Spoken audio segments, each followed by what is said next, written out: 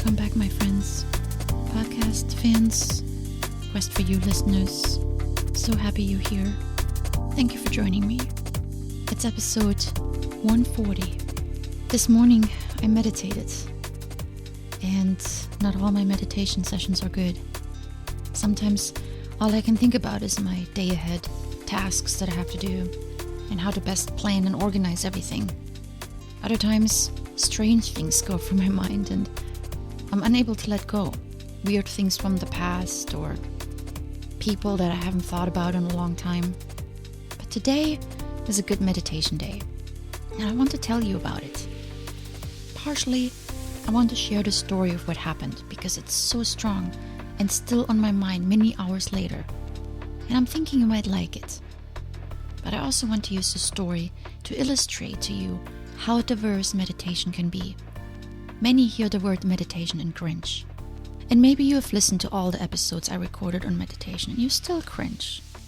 Because you think it's all about clearing your mind and thinking nothing, humming and other woo-woo stuff. And that would mean I didn't do a good job in my episodes. So maybe my story today will help you see just how different meditation can be for everyone. When you just let go a little of your potentially very fixed and rigid idea of meditation, maybe you discover something wonderful, like I did this morning. So here's what happened. As I sit there, relaxed, comfortable, and listening to this very moment, despite my thoughts trying to pull me into all sorts of directions, I was actually able to be very present today. And then the image of a bowl comes to mind. And I see the bowl clearly in front of me. Not like any bowl I own or recall ever seeing. Fairly large, made of clay, with a dark brownish glaze. But inside the bowl I see streaks of blue and turquoise. Very pretty. The wall of the bowl is thin, almost delicate. And I see myself holding this bowl with both hands, looking inside and noticing its emptiness.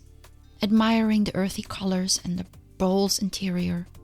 But since it's empty, I see myself stretching out my hands in front of me with the bowl. And yes, this is all in my mind. I'm just thinking this.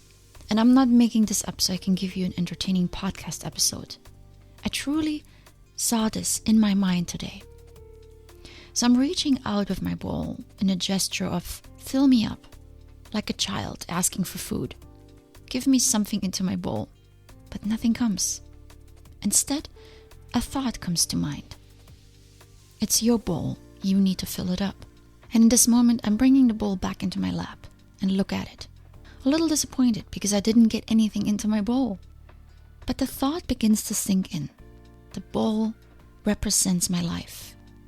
And way too many times have I done exactly this. I handed it over to others so they could fill me up.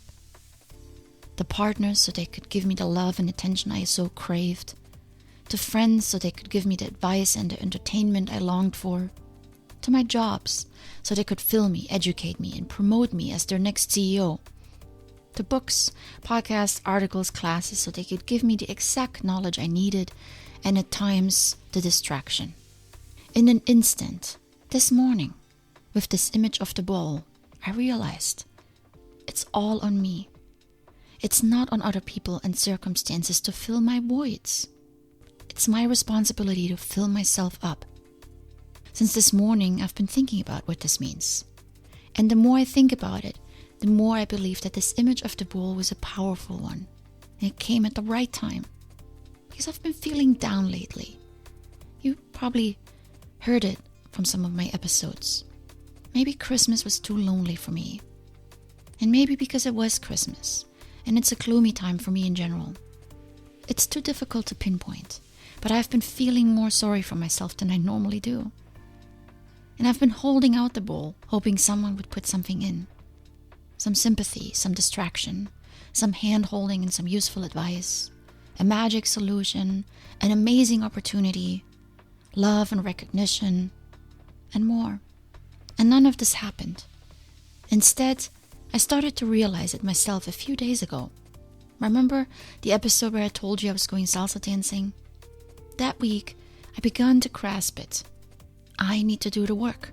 I need to go out and fill my bowl. Life is at my doorstep, waiting with plenty of opportunities. It's all yours too. So all we need to do is make it happen. Instead of feeling sorry for ourselves, lamenting that things are not the way they are supposed to be, feeling depressed and discouraged, unmotivated, lonely, whatever your reasons are, do the work and fill your bowl. Go out and seek what you need. For me, at this time, it's more time with the people that matter to me.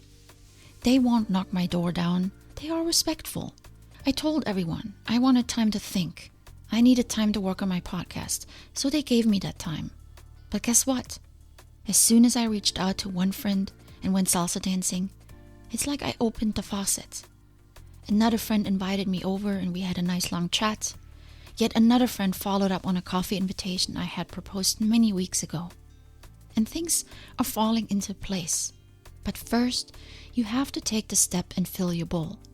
And not sit at home waiting for things to happen. For people to read your mind, for opportunities to come your way, for your business to magically take off, and your relationships to function. It doesn't work that way, unfortunately, sometimes. Today I learned this. Our bowl will be empty many times and for many reasons. When we find it empty, we need to go get up and fill it up. Life is waiting. Opportunities are abundant.